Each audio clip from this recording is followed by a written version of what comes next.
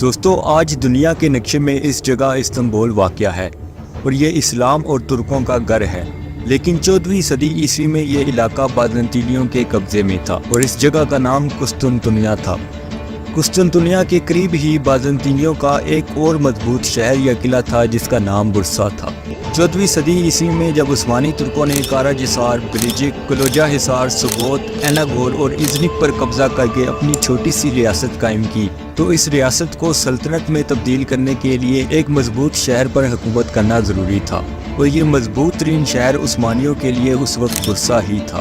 برسا شہر کی حفاظت اس کا چلاک حاکم مضبوط اور ناقابل شکست قلعے کی ہی بدولت کر رہا تھا، اور یہ قلعہ بذات خود عثمانیوں کو مزید فتوحات سے بھی روک رہا تھا۔ ریاست عثمانیہ کے سردار عثمان غازی برسا پر قبضہ کر کے اسے دارالحکومت بنانا چاہتے تھے، لیکن برسا کا ویل آرگنائز سٹرکچر ان کو قبضہ کرنے سے روکے ہوئے تھا۔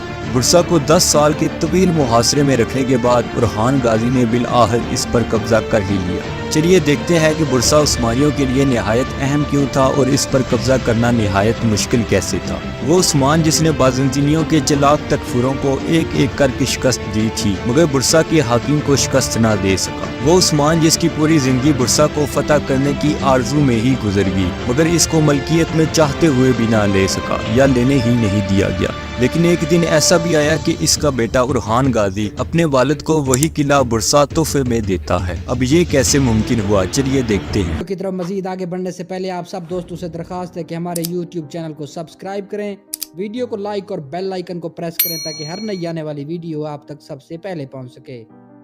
برسا تجارت کے لیے مرکزی علاقہ تھا۔ اناطولیہ اور قسطنطنیہ کے قافلے برسا کے رستے سے ہی تجارت کیا کرتے تھے۔ برسا قلعہ ایک اونچی پہاڑی کے اوپر مضبوطی سے بنایا گیا تھا۔ مضبوط دفاعی پوزیشن کو مد نظر رکھتے ہوئے اس قلعے کو تعمیر کیا گیا تھا، جس نے طویل عرصے سے کسی بھی فاتح کو روک دیا تھا۔ اس کی پتھر کی دیواریں بڑے پیمانے پر اور پیچیدہ طریقے سے تعمیر کی گئی تھی، جو ارد گرد کے مناظر سے اونچائی پر تھی۔ برجوں اور واچ ٹاورز کو حکمت عملی کے ساتھ قلعے کی دیواروں کے ساتھ ساتھ بنایا گیا تھا، جو محافظوں کو قریب آنے والے حضرات کو دور سے دیکھنے کے لیے واضح نظریں فراہم کرتے تھے۔ قلعے کی اسٹریٹجک پوزیشن اس کی سب سے بڑی طاقتوں میں سے ایک تھی۔ یہ قلعہ محافظوں کو آس پاس کے علاقے کی نگرانی کے لیے ایک واضح مقام فراہم کرتا تھا۔ وہ پہاڑ جس پر قلعہ واقع تھا ایک قدرتی فائدہ فراہم کرتا تھا، جس سے حملہ آوروں کے لیے بغیر کسی ترکیب کے ساتھ قریب پہنچ پانا مشکل ہو جاتا تھا۔ پہاڑی خود بھی حملہ آور قوت کے لیے ایک اہم رکاوٹ تھی۔ کھڑی ڈہلوانوں اور چٹانی ہتوں نے فوجیوں کے لیے چڑھنا مشکل بنا دیا، خاص طور پر جب اوپر کے محافظ آپ پر نشانہ باندھے بیٹھے ہوں۔ یہ قدرتی خطہ اچھی طرح سے تعمیر شدہ دیواروں کے ساتھ مل کر ممکنہ فاتحین کے لیے ایک مشکل چیلنج بنا دیا گیا تھا۔ قلعے کے محافظ اچھی طرح سے تربیت یافتہ اور جنگ میں سخت تھے، جنہوں نے کئی سالوں میں کئی حملوں کی کوششوں کو کامیابی سے پسپا کیا تھا۔ وہ ماہر تیر اندازوں اور نیزہ بازوں اور تلواروں پر مشتمل تھے، جو اچھی طرح مربوط اور نظم و ضبط کے حامل تھے۔ قلعے کی قیادت میں تجربہ کار کمانڈر شامل تھے، جو حکمت عملی کی اہمیت کو اچھی طرح سمجھتے تھے۔ انہی خوبیوں کی وجہ سے وہ ایک مضبوط قوت بنے ہوئے تھے۔ قلعے کا سامان اچھی طرح سے ذخیرہ کیا گیا تھا، کیونکہ یہ تجارت اور وسائل کے لیے ایک مرکزی نقطہ تھا۔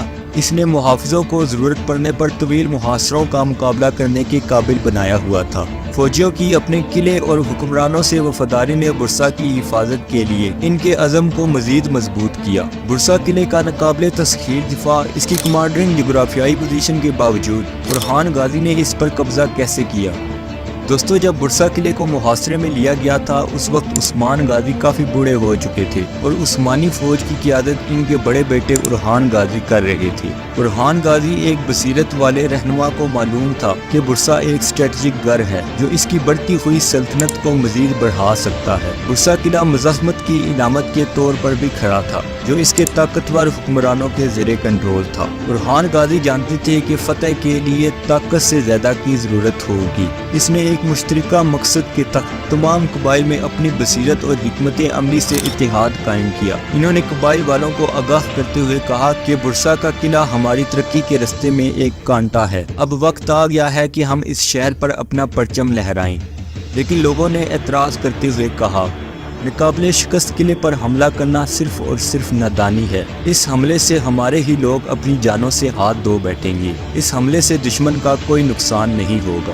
برہان غازی نے برسا کے نقشے کی طرف اشارہ کرتے ہوئے کہا کہ ہمیں اس تک دلیری اور چلاکی کے امتیاز سے رجوع کرنا چاہیے۔ ان بڑی دیواروں پر براہ راست حملہ کرنا ایک سنگین غلطی ہے۔ لوگوں نے کہا جناب پھر آپ کیا تجویز کرتے ہیں؟ برہان غازی نے جواب دیتے ہوئے کہا برسا قلعہ مضبوط ہے ہاں، لیکن اس میں کمزوریاں بھی ہیں۔ ہمارا پہلا کام محافظوں کی توجہ ہٹانا اور ان کے دفاع کو کمزور کرنا ہے۔ برہان غازی نے ایک تنگ گھاٹی کی طرف اشارہ کیا جو قلعے کے پچھلے حصے کی طرف پہاڑیوں سے گزرتی تھی۔ ہم ایک چھوٹے سے گروپ کو رات کے وقت اس چھپی ہوئی گھاٹی میں بھیجیں گے۔ وہ دیواروں پر پیچھے سے چڑھنا شروع کریں گے جہاں محافظ کم از کم اس کی توقع کریں گے۔ جیسے ہی چاند اپنے عروج پر پہنچ گیا اور نیچے والا شہر سو گیا، برہان غازی نے منصوبے کے تحت حملہ شروع کر دیا۔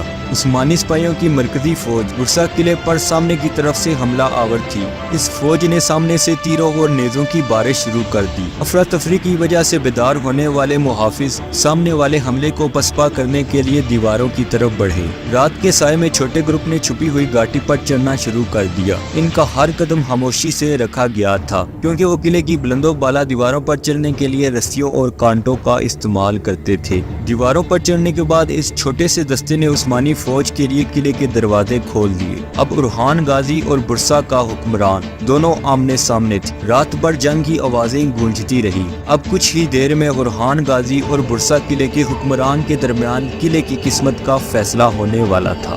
برسا کے حاکم نے دانت پیستے ہوئے کہا آپ نے ہماری دیواریں توڑ دی لیکن میں آپ کے سامنے کبھی نہیں جھکوں گا۔ برہان غازی پرسکون انداز میں بولے یہ تسلیم کرنے کے بارے میں نہیں ہے لیکن برسا کے لیے ایک نئے دور کے بارے میں ہے۔ ترقی کے جھنڈے تلے متحد ہونے والا مستقبل ہے۔ قلعے کے محافظوں نے بہادری سے مقابلہ کیا لیکن عثمانیوں کو شکست نہیں دے سکے۔ جیسے ہی صبح ہوئی عثمانی پرچم قلعے کی دیواروں پر جھول رہا تھا۔ برہان غازی فاتحانہ انداز میں قلعے کی طرف دیکھ رہا تھا۔ اس کے چہرے پر تھکن اور فاتح کا امتزاج تھا۔ برہان غازی نے سرگوشی کرتے ہوئے کہا آج برسا آزاد ہے۔ برہان غازی کی ذہانت سے تیار کی گئی جرأت مندانہ حکمت عملی رنگ لے آئی۔ برسا قلعہ جو کبھی ناقابل تسخیر سمجھا جاتا تھا اب اتحاد، حکمت عملی اور عزم کی طاقت کا ثبوت تھا۔ برسا پر قبضہ کرنے کے بعد عثمان غازی کو چارپائی پر بٹھا کر قلعے میں لایا گیا جہاں انہوں نے اعلان کیا کہ برسا اب سے عثمانی سلطنت کا دارالحکومت ہے۔ اس کے بعد عثمانی ریاست عثمانی سلطنت بن گئی اور برہان غازی عثمانی سلطنت کے پہلے سلطان بنے۔